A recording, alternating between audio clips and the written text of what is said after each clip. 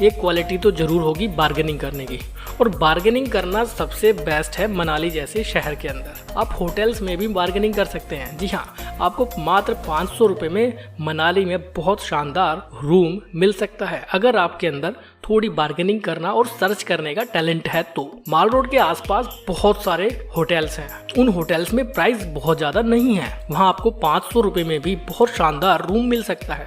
Online जिस room की charges आपको 1000-1500 देने होते हैं वही आपको ऑन द स्पॉट 500 रुपये में भी मिल सकता है, बट डिपेंड करता है सीजन पर। अगर आप ऑफ सीजन में जाते हैं जैसे जुलाई से लेकर अक्टूबर तक, तो आपके पास ऑप्शन है कि आप on the spot he hotel book कर लीजिए। बट अगर आप पीक सीजन में जा रहे हैं तो बेस्ट है कि आप ऑनलाइन होटल बुक करें।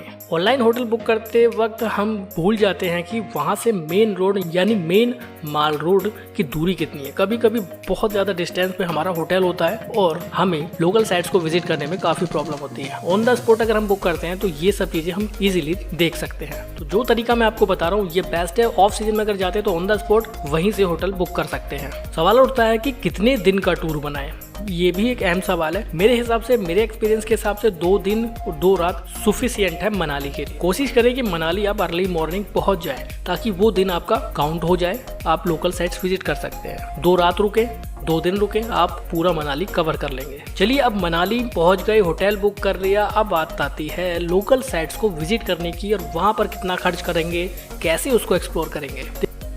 सबसे सस्ते तरीके मैं बताऊंगा आपको मनाली को घूमने का। जिस दिन आप मनाली पहुंचेंगे, आप चाहें तो उस दिन वहां की लोकल जो आसपास की साइट्स हैं उनको विजिट कर सकते हैं, जैसे Hadimba Devi temple, club house, Manu temple, Vashisht temple. अगर आप इसके लिए टैक्सी वालों से बात करते हैं तो 1200 रुपये चार्ज करेंगे और इन सभी साइट्स को आपको घुमा लाएंगे। बट मेरा मानना है कि आप इसमें पैसा इन्वेस्ट ना करें, क्योंकि ये सभी जगह मनाली में बेहद पास में स्थित है। आप चाहें तो पैदल भी इन सब साइट्स को कवर कर सकते हैं। 4 से 5 किलोमीटर आपको पैदल चलना होगा और आप सारी साइट्स विजिट कर सकते हैं। एक छोटा सा सर्किट पूरा करना होगा। माल रोड से आगे की तरफ लेफ्ट हैंड से जो रास्ता जाता है वहां से जाइए, हडिम्बा देवी टेम्पल को कवर कीजिए, डुंगरी वन विहार भी वहीं पे मौजूद है और नीचे उतर के क्लब हाउस और मनु टेम्पल करके वापस माल रोड तक आ सकते हैं। 4 से 5 किलोमीटर आपको पैदल चलना होगा और आपकी सारी साइट्स विजिट हो जाएंगी और आप 1200 रुपये बचा सकते हैं। और मेरा एक्सपीरियंस ये कहता है कि जब हम मनाली घूमने जाते हैं तो थोड़ा पैदल ट्रैक भी करना चाहिए, वहाँ के माहौल को एंजॉय करना चाहिए, वहाँ की लोकल साइट्स को एंजॉय करना चाहिए। और पूरा जो 4 से 5 किलोमीटर आपको पैदल चलना होगा, इसमें आप ओल्ड मनाली भी देखेंगे, वहाँ के ऊंचे ऊंचे देवदार के पेड़ों के जंगल भी देखने को मिलेंगे। तो मेरा मानना है कि आप पैदल भी इसको कर सकते हैं और आप पैसे बचा सकते हैं।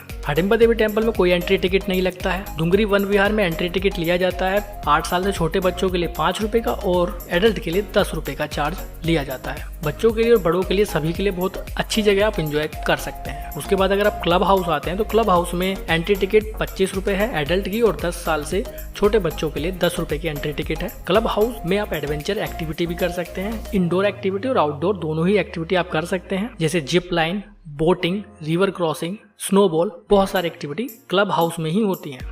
आप डे 1 में इन सब चीज़ों को कवर कर सकते हैं। अगर आप मनाली आते हैं तो मेरा एक्सपीरियंस ये कहता है कि क्लब हाउस जरूर जाइएगा, तब आपकी ट्रिप आप अच्छे से एंजॉय कर पाएंगे। तो ये सारी साइट्स आप पैदल ही कवर कर सकते हैं, आपको किसी भी तरह के ट्रांसपोर्ट पर पैसा खर्च करने की जरूरत ही नहीं है। डे 2 में आप सोलांग वैली जा सकते हैं। बेस्ट और सबसे अच्छा ऑप्शन है कि आप सोलांग वैली भी जाएं। सोलांग वैली जाने का क्या तरीका है? अगर आप टैक्सी हायर करते हैं तो 1200 रुपये वो चार्ज करेंगे राउंड ट्रिप का। अगर ऑटो बुक करते हैं तो 600 रुपये राउंड ट्रिप का चार्ज करते हैं। टैक्सी में ज़्यादा लोग आ जाते हैं, ऑटो में मात्र 3 ही लोग आएंगे। आप चाहें तो बाइक भी हायर कर सकते हैं। 500 रुपये से लेकर 1500 रुपये तक की बाइक पर डे के रेंट पर आपको मिल जाएगी। 150 से 200 रुपये का पेट्रोल उसमें लगेगा एक्स्ट्रा और आप सोलांग वैली जा सकते हैं। और एक ऑप्शन है, आप हिमाचल प्रदेश की जो बसेस हैं रोडवेज, उनसे जा सकते हैं। मात्र 20 रुपये का टिकट लगता है, सोलांग वैली आपको वो ड्रॉप कर देंगे। चॉइस आपकी, बजट आपका जो अच्छा लगे वो बुक कर दीजिए और उसी से चले जाइए। लेकिन एक ऑप्शन आपको मिलता है, ऑटो से जाते वक्त आप सोलांग वैली के साथ साथ वशिष्ठ टेम्पल भी कवर कर सकते हैं। ऑटो वाले को आपको 100 रुपये एक्स्ट्रा देने होंगे, वो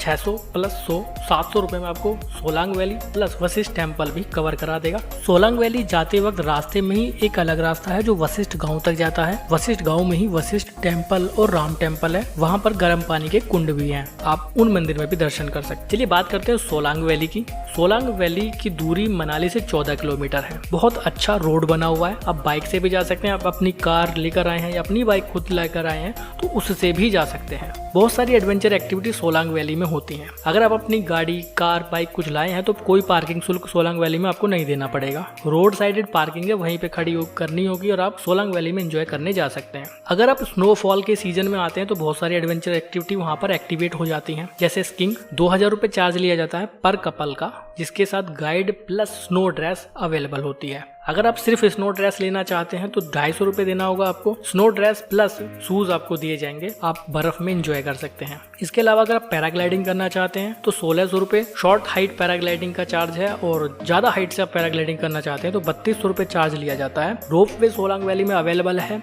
650 रुपये है रोप वे का चार्ज राउंड ट्रिप का। बट मेरा एक्सपीरियंस ये कहता है कि जो भी चीजें आप बुक करते हैं एडवेंचर से रिलेटेड, उसमें बार्गेनिंग जरूर करें। जितनी बार्गेनिंग आप अच्छे से कर पाएंगे, आपकी जो बजट का कॉस्ट है वो कम हो जाएगा, क्योंकि बार्गेनिंग मनाली में सबसे ज़्यादा चलती है। एडवेंचर एक्टिविटीज़ में भी, यहाँ तक कि लोकल ट्रांसपोर्ट के खर्चे में भी बहुत ज़्यादा बार्गेनिंग चलती है। अगर आप कम करा सकते हैं तो करा लीजिए, और बहुत कम रेट हो भी जाता है। जिस एडवेंचर एक्टिविटी का वो 500 रुपये चार्ज बताते हैं, उसे वो 100 रुपये में भी करवा देते हैं। ये मेरा खुद का भी एक्सपीरियंस रह चुका है मनाली के साथ। तो डे 2 में आप सोलांग वैली को कवर कर लीजिए। 2-3 घंटे 4 घंटे आप सोलांग वैली में बिताइए। अगर आप एडवेंचर एक्टिविटी करना चाहते हैं तो वो भी कर लीजिए। आसपास में होटल, खाने पीने के stall, coffee stall, tea shop, Maggi shop, सब चीज़ें अवेलेबल होती हैं, एंजॉय कर सकते हैं। कुछ लोग बोलते हैं कि रोहतांग पास जाएं या ना जाएं। देखिए, अगर आप फैमिली के साथ आए हैं, बच्चों के साथ आए हैं, एंजॉय करना चाहते हैं मनाली को, तो मेरा एक्सपीरियंस कहता है कि आपको रोहतांग पास जाने की जरूरत ही नहीं है। आप क्लब हाउस को कवर कीजिए, बहुत मजा आएगा। आप सोलांग वैली जाइए, बहुत एंजॉय करेंगे। माल रोड को एंजॉय कीजिए, आसपास के मार्केट को एंजॉय कीजिए, आसपास की लोकल दूसरी साइड्स को एंजॉय कीजिए। 2 चीजें मैं आपको बता रहा हूँ, क्लब हाउस और सोलांग वैली।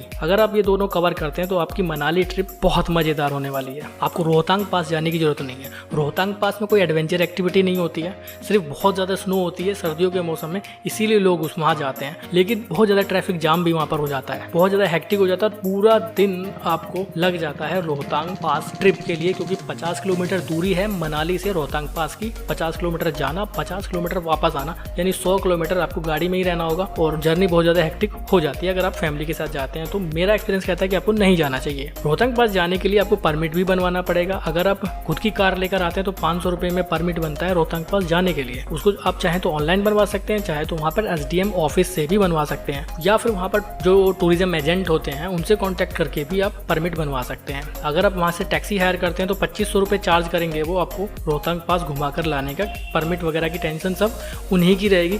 ऑटो अवेलेबल नहीं है। बस से जाते हैं तो 70-80 रुपये टिकट होता है एक आदमी का, लेकिन बहुत ज़्यादा हेक्टिक हो जाएगा।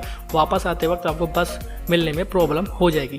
बाइक रेंट पे ले सकते हैं, पहले भी बता चुका हूँ, 500 से 1500 रुपये में बाइक मिल जाएगी। अलग से पेट्रोल डलाना होगा। और आप चाहें तो रोहतांग पास जा सकते हैं। परमिट भी वो बना के देंगे, 300 रुपये परमिट के एक्स्ट्रा आपसे चार्ज करेंगे रोहतांग पास के लिए। लेकिन अगर आप फैमिली या कपल के जा रहे हैं तो रोहतांग पास आप अवॉइड कर सकते हैं। 2 दिन में आप मनाली की बाकी साइड्स को कवर कीजिए, एंजॉय कीजिए, बहुत इंजॉयबल आपकी जर्नी रहेगी। फूड की बात करते हैं, हर तरह का, सभी तरह का फूड मनाली में अवेलेबल है। एक सवाल उठता है कि बेस्ट टाइम कौन सा है मनाली जाने का। देखिए, मनाली एक ऐसा शहर है जहाँ पूरे साल भीड़ लगी रहती है। पीक टाइम की मैं बात करूँ तो स्नोफॉल के टाइम पे सबसे ज्यादा पब्लिक यहाँ पर आती है, सबसे ज्यादा टूरिस्ट आते हैं। वो नवंबर से लेकर फरवरी मार्च तक स्नो अवेलेबल रहती है, तभी टूरिस्ट सबसे ज्यादा आते हैं। 500 550 तक भी कपल पर डे मनाली में एंट्री कर चुके हैं एक सर्वे के अकॉर्डिंग। दूसरे सीजन में 350-300 कपल पर डे एंट्री करते हैं मनाली के अंदर। अगर आप स्नो एंजॉय करना चाहते हैं तो नवंबर से फरवरी मार्च तक आप कभी भी आ सकते हैं। बहुत ज्यादा स्नो आपको देखने के लिए मिलेगी, और बहुत सारी एडवेंचर एक्टिविटी जो स्नो में होती हैं वो एक्टिवेट हो जाती हैं इन मंथ में। थोड़ा सा कॉस्टली हो जाता है नवंबर से फेब के मंथ के बीच में। सबसे सस्ता सीजन होता है जुलाई से लेके अक्टूबर तक। अगर आप आते हैं तो बहुत सस्ता सीजन रहता है, सारी चीज़ें बहुत सस्ती आपको मिल जाएंगी।